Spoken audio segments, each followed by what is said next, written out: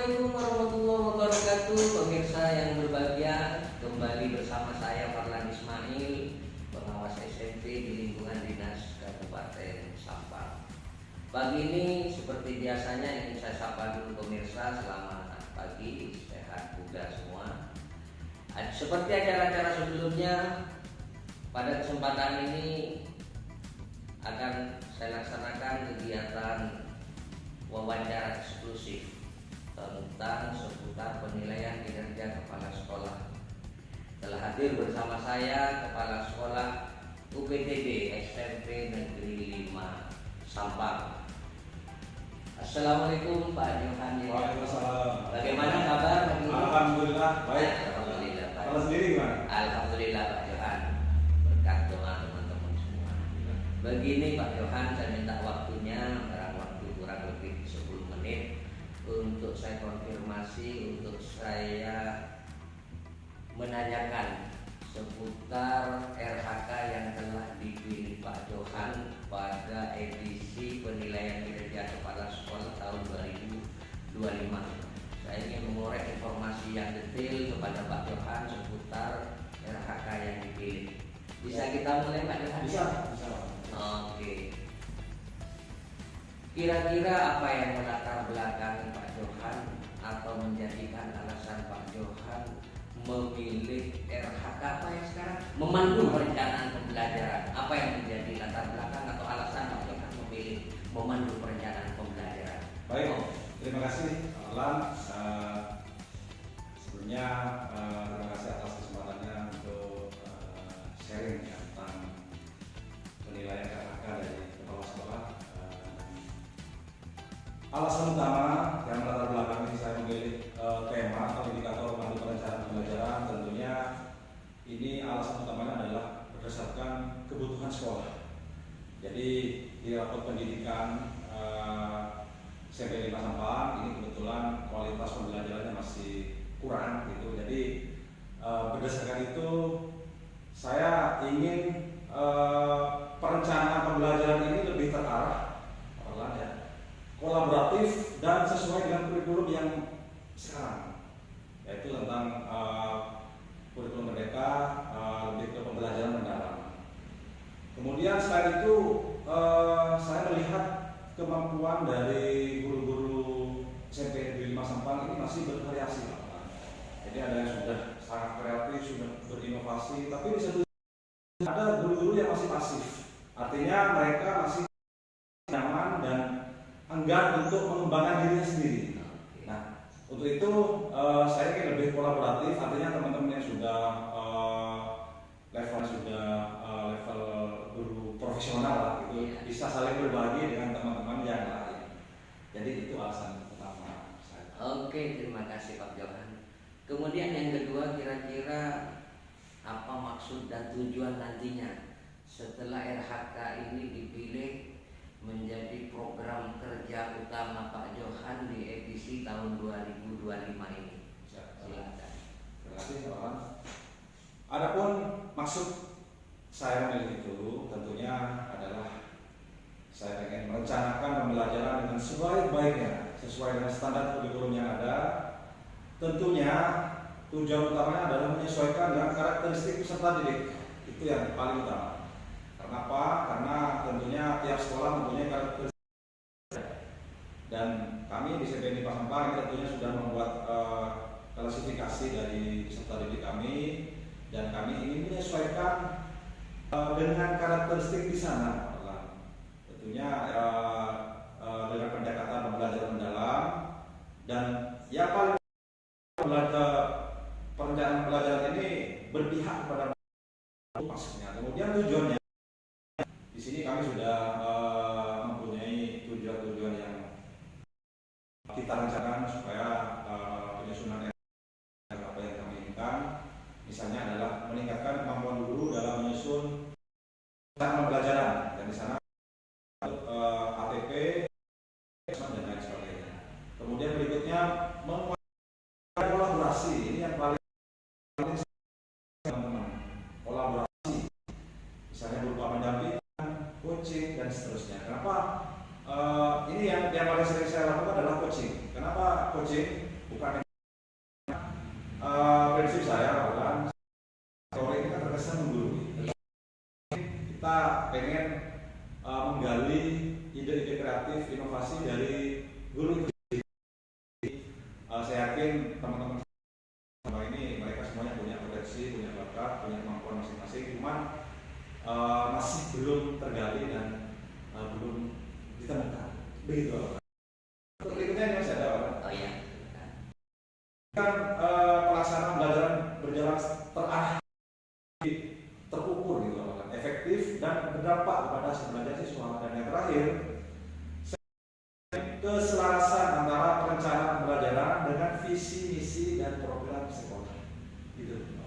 Oke, tadi sudah dijelaskan secara gamblang dan luas pemirsa bahwa pada akhirnya manakala pembelajaran mendalam ini betul-betul dimiliki oleh setiap guru melalui program perencanaan pembelajaran, harapannya tentu akan berlangsung dengan baik dan sesuai harapan, dan pembelajaran yang baik nanti pasti akan menyentuh kepada siswa itu sendiri, di mana studi pembelajaran baik, yang aman dan menggembirakan. Terus sinergi tentu pasti akan kepada kualitas lulusan. Pada pertanyaan selanjutnya, dalam Pak Johan PHK ini namanya dan menurut Pak Johan saja yang faktor memilih ini, kemudian nantinya dimungkinkan dalam namanya monggo. Memang betul yang disampaikan oleh Pak Ketua. Tentunya perencanaan program pasti ada faktor penunjang di sana sangat bangga sekali, meskipun masih dari tetapi perlu disampaikan ada terbuka terus belajar, itu tentunya faktor utama yang kita miliki. Kemudian yang sebenarnya dokumen kurikulum seperti CP, KTP yang sudah teman-teman tentunya memiliki bekal dari tiap-tiap MG dan adanya dokumen untuk penyusunan itu juga penunjang dari untuk ini. Kemudian di sekolah kami sampah ini juga kumpul Internal ya. internal di MGP untuk di sampah. Terakhir yang utama ini tentunya adanya terutama dari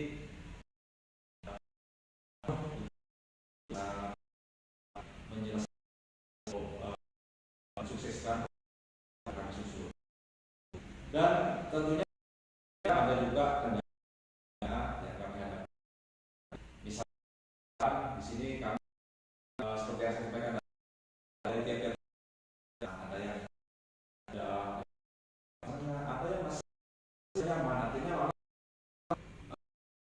jadi nyaman dengan kondisi ya pada sesuatu mereka masih sedikit motivasi. Kemudian ya, karena Bandung ini cukup banyak, jadi guru sekarang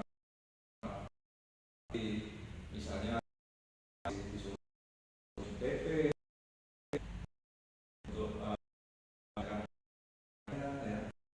kemudian misalnya siapa itu mungkin juga termasuk. Kemudian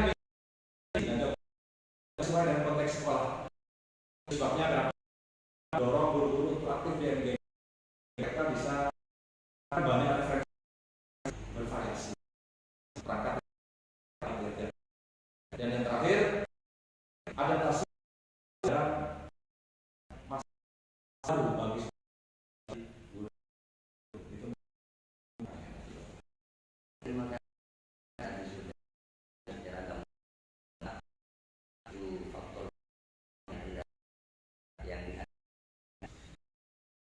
Sampai selanjutnya Pak Johan, tentunya Pak Johan akan menyusun dan dari dalam sebuah ekspektasi kira aksi atau saja akan ditempuh ini.